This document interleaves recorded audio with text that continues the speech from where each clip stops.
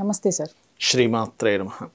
Sir July మాసంలో మిథున రాశి వారికి ఎలా ఉండబోతుంది సార్? మిథున రాశి వారికి కనుక చూసుకున్నట్లయితే రాశిలో గ్రహాల యొక్క సంచారం రవి, బుధుడు, శుక్రుడు వీళ్ళు ఉంటున్నారు. అండ్ దాని తర్వాత శుక్రుడు మారుతున్నాడు కూడా మిథునం నుంచి. సో ఓన్ హౌస్లో గ్రహాలు ఉండడం అనేటువంటిది, అంటే అందులో పర్టికులర్గా 5th lord, 12th lord, 4th lord ఇవన్నీ ఏంటంటే క్రియేటివ్ మీద ఆలోచనలు పెరగడం కానీ, ఏదైనా కొత్తగా క్రియేట్ చేయడం కానీ, ఏదైనా ప్రాపర్టీ తీసుకోవడం కానీ, ఇట్లాంటివి కొంచెం అంటే గృహము, వాహనము ఇలాంటివి తీసుకునేటువంటి యోగాలు కూడా యాక్టివ్ అవుతున్నాయి ఇక్కడ. అయితే ఈ 4వ స్థానంలో కేతు ఉన్నందుకు కొంచెం చూసి తీసుకోవాలి ఏదైనా ఆస్తి కానీ ప్రాపర్టీ తీసుకునేటప్పుడు. బికాస్ ఆఫ్ కేతు ఏంటంటే మ్యాజికల్ ప్లానెట్ అంటారు, లిటికేషన్ ప్లానెట్ అని కూడా అంటూ ఉంటారు. తెలియకుండా ఏదో తొందరపడి ఏదో ప్రాపర్టీ తీసుకుని అయ్యో తర్వాత ఇది ఎందుకు తీసుకున్నా, తీసుకో ఉండాల్సిందేమో. కోర్స్ ఏదైనా తీసుకునేటప్పుడు కూడా అయ్యో ఈ కోర్స్ ఎందుకు తీసుకున్నాను అనేటువంటి థాట్ ఇస్తూ ఉంటాడు మళ్ళీ. అంటే ముందు తొందరపడి తీసుకోవడము, ఓకే, దాని తర్వాత తొందరపడి ఇన్వెస్ట్మెంట్ చేసిన తర్వాత మళ్ళీ ఎందుకు తీసుకున్నాను అనుకోవడం, ఇట్లాంటివి ఇస్తుంటాడు. కాబట్టి ఈ విషయంలో కొంత జాగ్రత్తగా ఉండాలి. వీళ్ళకి ఫైనాన్షియల్ పరంగా, కెరీర్ పరంగా ఎలా ఉండబోతుంది సార్? ఫినాన్షియల్ పరంగా కనుక చూసుకుంటే కొంచెం అంటే మిథునం వారికి 2 గ్రహాలు 12వ స్థానంలో ఉన్నాయి. డబ్బులు వస్తుంది కాబట్టి దాని తగ్గట్టుగా ఇన్వెస్ట్మెంట్స్ కూడా చేస్తూ ఉంటారు. అంటే ఖర్చులు కూడా ఎక్కువగా ఉంటాయి ఈ నెలలో చెప్పాలంటే. బికాస్ ఆఫ్ అది కూడా 13వ తేదీ నుంచి ఎప్పుడైతే మీకు గురుమంగళ యోగం 12వ స్థానంలో ఏర్పడుతుంది కాబట్టి ఉంటుంది. ఇక కెరియర్ పరంగా కనుక తీసుకుంటే కనుక 10వ స్థానంలో రాహు ఉన్నందుకు సాఫ్ట్వేర్ రంగాల్లో ఉండేటువంటి వారికి, ఫార్మా రంగాల్లో ఉండేటువంటి వారికి, ఈ యొక్క మనకి చూడండి డయాగ్నోటిక్ సెంటర్స్ నడిపేటువంటి వారికి, ఇట్లాంటి రంగాల్లో ఉద్యోగం చేసేటువంటి వారికి చాలా అనుకూలంగా ఉంటుంది. ఓకే, వీరికి ఆరోగ్యపరంగా ఎలా ఉండబోతుంది సార్? ఆరోగ్యానికి కారకుడైనటువంటి కుజుడు ఓన్ హౌస్లో ఉన్నాడు. 13వ తేదీ నుంచి 12వ స్థానంలోకి వస్తున్నాడు.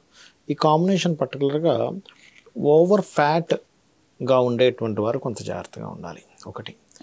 రెండవది ఏంటంటే వేడి చేయడం ఉంటుంది ఒక్కోసారి. కొంతమందికి వేడి చేయడం వల్ల ఒక్కోసారి మనకి చూడండి ఏదైనా ఫుడ్ తిన్నప్పుడు కడుపులో మంట లాంటివి వస్తుంటాయి. అదొక్కటి కొంచెం ఇబ్బంది పెట్టే ఛాన్స్ ఉంది. బట్ పెద్ద పెద్ద అనారోగ్య సమస్యలు అయితే ఏం రావు.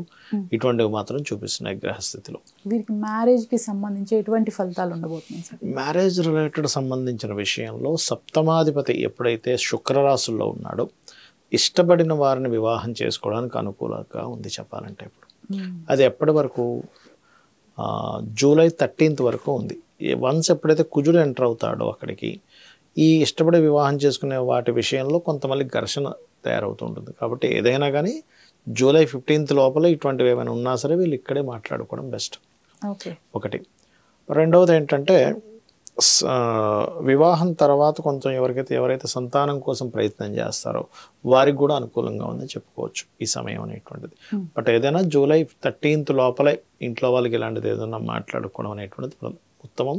జూలై 13th దాటితే అది వివాదాలకి దారితీస్తుంది. అది వీళ్ళకి సంబంధాలు ఏదైనా కుదరడం కూడా ఎవరి ద్వారా కుదరవచ్చు ఏమిటి అంటే, ఫ్రెండ్ సర్కిల్లో ఎవరైనా స్త్రీలు ఉంటారు వాళ్ళ యొక్క పరిచయం ద్వారా కుదిరేటువంటి ఛాన్సెస్, లేదా సిస్టర్ వరుస వాళ్ళ ద్వారా.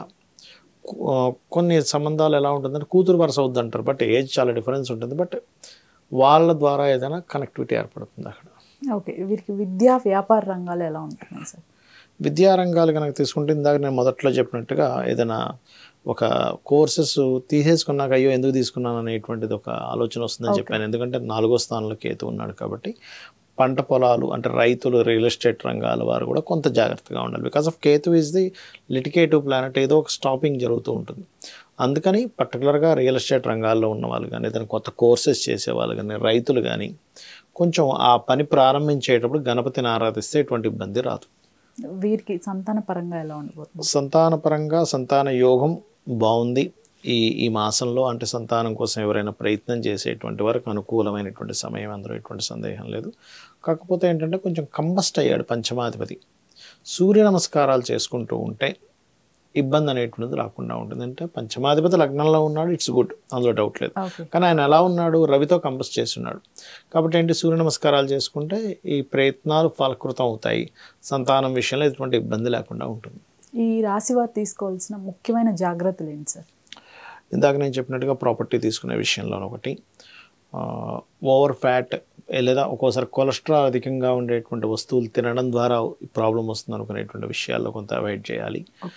అండ్ అదేవిధంగా అష్టమ భాగ్యస్థానంలో ఉండే శని భగవానుడు వక్రిస్తున్నాడు. సో దీనివల్ల ఏమిటంటే ఒకటి రీసెర్చెస్ చేసేటువంటి వారికి చాలా బాగుంటుంది. కాకపోతే అది ఉద్యోగ మార్పును కూడా ఇస్తుంది. ముఖ్యంగా శనివారాలు ఉద్యోగ మార్పు కోసం ఇంపార్టెంట్ డెసిషన్స్ తీసుకోకూడదు అనేటువంటిది చూపిస్తుంది పర్టికులర్గా. ఈ రాశి వారు చేసుకోవాల్సిన పరిహారాలు ఏంటి సార్? ఒకటి గణపతికి, 2 సూర్య భగవానుడి యొక్క ఆరాధన, సూర్యుడిని చూస్తూ భానుమండల మధ్యస్థ భైరవి భగమాలిని అయిన మహానామస్మరణ చేసుకుంటే బాగుంటుంది. ఓకే సార్, ఆ నామం మరొకసారి చెప్పండి సార్. ఓం భానుమండల మధ్యస్థ భైరవి భగమాలిని నమః.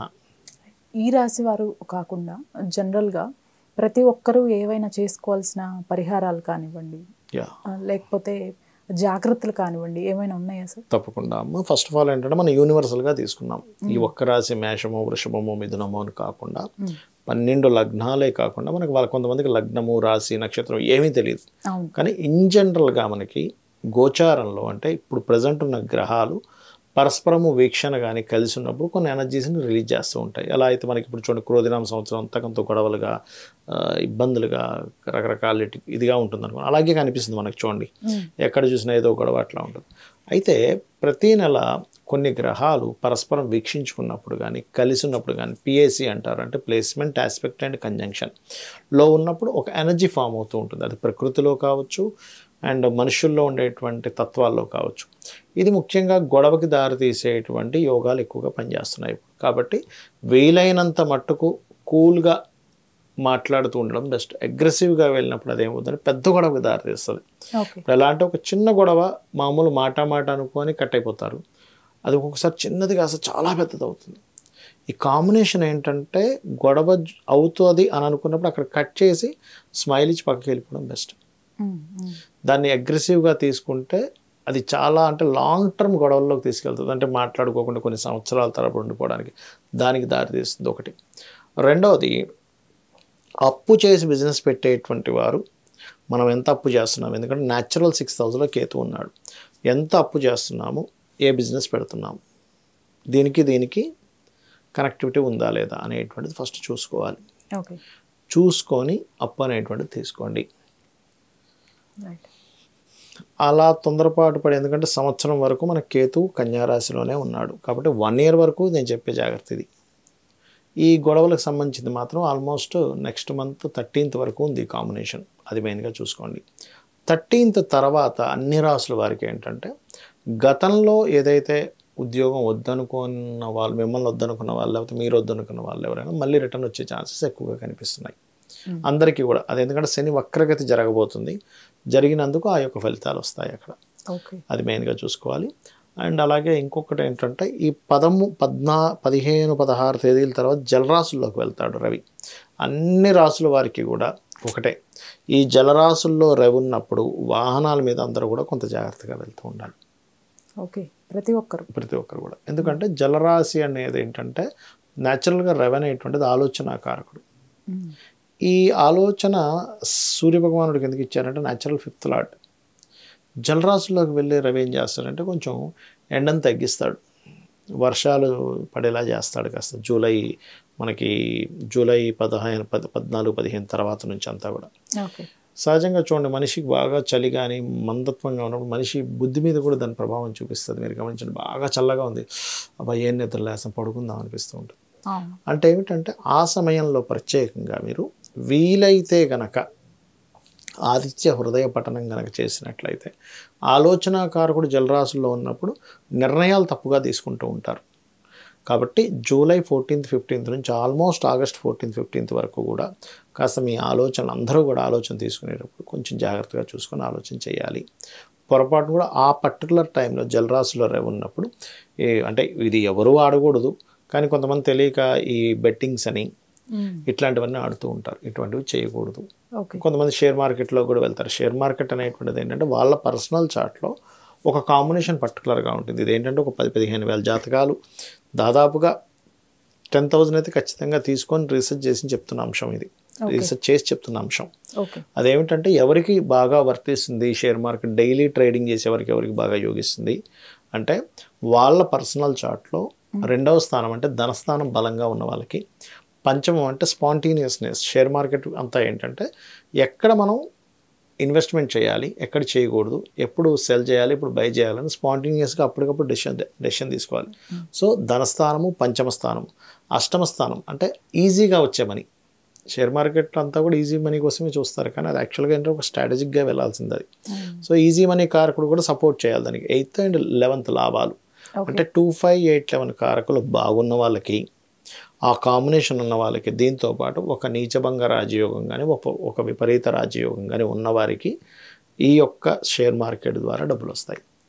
అందుకని ఈ జలరాశుల్లో రవి ఉన్నప్పుడు షేర్ మార్కెట్ విషయంలో తప్పుడు నిర్ణయాలు కూడా జరుగుతాయి జనాలకి. అది కూడా చూసుకుంటూ నిత్యము గనక సూర్య నమస్కారాలు ఎవరైతే చేసుకుంటారో వాళ్ళకి ఇబ్బంది అనేటువంటిది కూడా ఉండదు. ధన్యవాదాలు సార్. శ్రీమాత్రే నమః.